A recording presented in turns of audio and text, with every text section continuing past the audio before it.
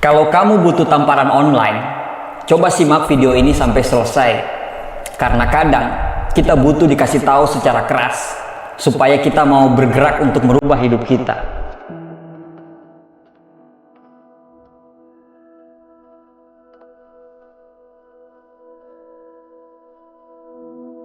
Kadang kita pengen berubah, tapi kita nggak punya motivasi yang cukup untuk menggerakkan kita dari rebahan kita, dari kemalasan kita, yang sebenarnya kita sendiri sudah jenuh karena kita hanya jalan di tempat gini-gini aja tanpa ada perubahan. Tulisan tamparan online ini ada dari berbagai macam sumber di Instagram dan di Twitter.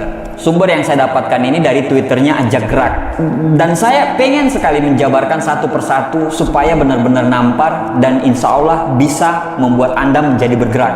Ada 8 kata-kata yang nampar banget, dan yuk kita bahas satu persatu yuk.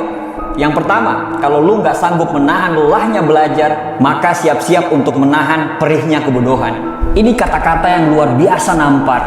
Kata-kata Imam Syafi'i ini saya bingkai dan saya taruh di kamar anak saya waktu dia berulang tahun yang ke-10. Tujuannya cuma satu, saya pengen anak saya pada saat dia bermalas-malasan dalam belajar, maka dia cukup melihat quotes tersebut sehingga memacu dia untuk terus belajar. Karena menurut pengalaman saya akan kelihatan sangat berbeda cara berpikir orang yang belajar dan cara berpikir orang yang tidak belajar. Coba kamu lihat deh teman-teman kamu yang hari-harinya cuma bermain dan teman-teman kamu yang menghabiskan hari-harinya dengan belajar. Cara berpikirnya itu sangat berbeda. Kita kadang sering heran melihat ada sekatnya dalam pergaulan di masyarakat atau di sekolah kita atau di kampus kita atau di kerjaan kita. Yang pintar bergaul dengan yang pintar, sedangkan dengan yang main bergaulnya dengan yang main. Kita sampai bilang, kok kayak gitu ya? Kok ada sekat? Kok ada jarak? Ya kalau saya bilang ya emang begitu pada akhirnya. Karena burung akan selalu terbang bersama dengan bulu yang sama dan jenis yang sama. Di hidup kita yang cuma satu kali ini, please, jangan jadi orang bodoh. Nanti Anda akan selalu dibodohin orang, dimanfaatkan orang, bahkan akan selalu ditipu orang. Dunia ini sangat kejam. Jadi, nggak apa-apa Anda menahan lelahnya belajar. Supaya apa? Supaya nantinya Anda akan jadi pinter. Daripada Anda harus merasakan selalu menangis karena menanggung sebuah kebodohan.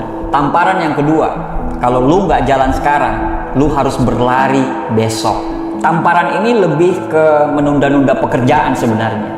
Hati-hati dengan kata-kata entar deh, masih banyak waktu, santai dulu. Apalagi untuk hal-hal yang urgent. Misalnya tugas yang dikasih dari kantor dengan deadline waktunya, atau tugas-tugas dari sekolah atau dari kampus. Ya udah paling bener emang kalau langsung dikerjakan. Kita memiliki jadwal terukur di atas kertas dan dikerjakan sesuai dengan time schedule yang sudah kita tetapkan di atas kertas tersebut. Karena kalau kita nggak kerjakan sekarang, maka siap-siap besok kamu akan kerepotan sendiri. Karena harus dikejar-kejar dengan deadline waktu. Atau repot karena belum selesai pekerjaan yang ini, sudah akan ada lagi pekerjaan berikutnya. Ya jadi double ngerjainnya. Dan apa yang terjadi kalau kita mengerjakan secara buru-buru? Ya tidak maksimal dan asal jadi saja. Kalau asal jadi, akibatnya apa? Dosennya nggak puas, gurunya nggak puas, atau mungkin bosmu yang nggak puas. Akhirnya apa? Harus revisi lagi dan mengulang lagi dari awal. Akhirnya menambah pekerjaan baru. Yusuf Kala mengatakan, masalah besar lahir karena masalah kecil yang tidak terselesaikan. Tamparan yang ketiga, kalau lu nggak melakukan yang terbaik, jangan harap mendapatkan yang terbaik. Untuk mendapatkan hasil yang luar biasa, dibutuhkan kerja yang luar biasa. Untuk mendapatkan hasil yang maksimal, dibutuhkan kerja yang maksimal. Anda tidak akan mendapatkan hasil yang luar biasa dengan kerja yang biasa-biasa saja.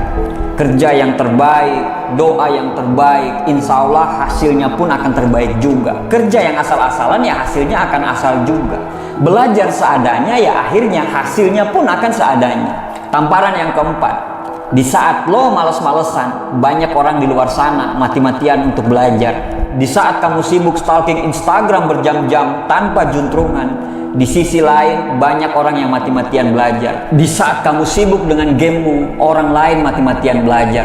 Di saat kamu sibuk habisin serial Netflix berseri-seri sampai larut malam, di sisi dunia lain sana banyak orang yang bangun malam untuk sholat tahajud dan kemudian setelah itu dia belajar. Jadi jangan bilang Tuhan tidak adil bila hasilnya berbeda nantinya. Tamparan yang kelima adalah berakit-rakit ke hulu, berenang-renang ke tepian. Kerjaannya rebahan mulu. kapan mau menang kemudian? Anda nggak akan pernah menang kalau Anda nggak ikut berkompetisi. Anda nggak akan pernah menang kalau Anda tidak masuk ke arena pertempuran. Orang bodoh yang rajin itu masih bisa hidup. Kenapa? Karena dia rajin dan dia bisa melakukan apapun. Tapi kalau orang malas, dia tidak akan bisa ngapa-ngapain. Dia nggak akan kepake dimanapun. Jadi, jangan sampai menyesal nantinya.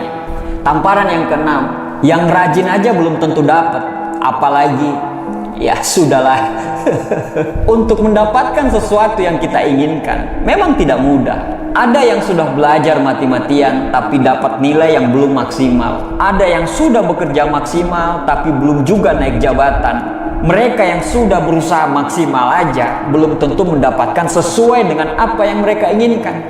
Apalagi orang yang, mohon maaf, malas. Ada yang bilang, tenang aja Pak, saya selalu beruntung kok. Biar malas, yang penting beruntung.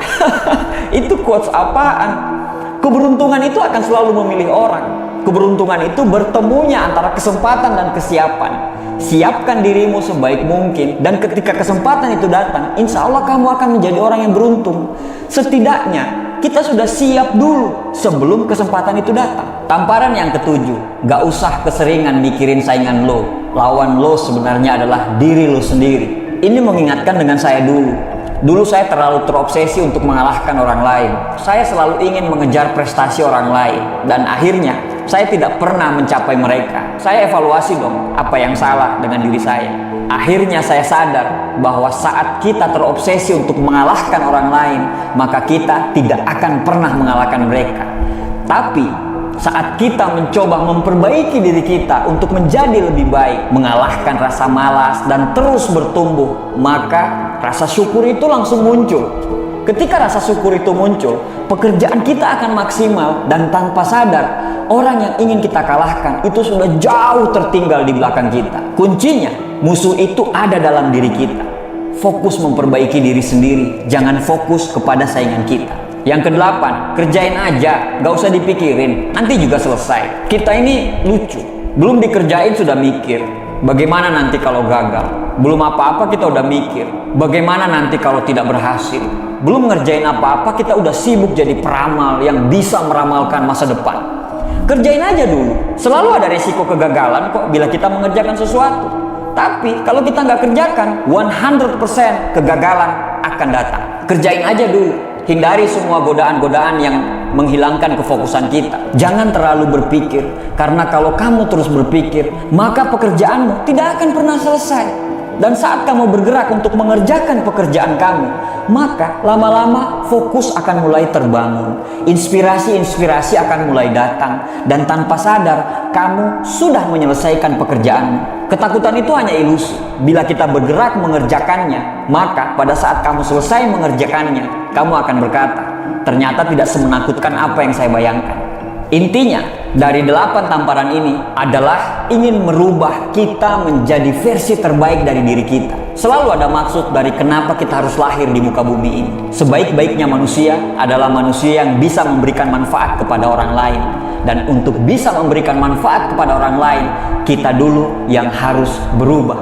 Mudah-mudahan 8 tamparan online ini bisa menampar kita untuk menjadi lebih baik daripada sebelumnya. Penyesalan selalu ada di belakang. Kalau ada di depan, itu namanya pendaftaran. Terima kasih, sukses buat kita semuanya.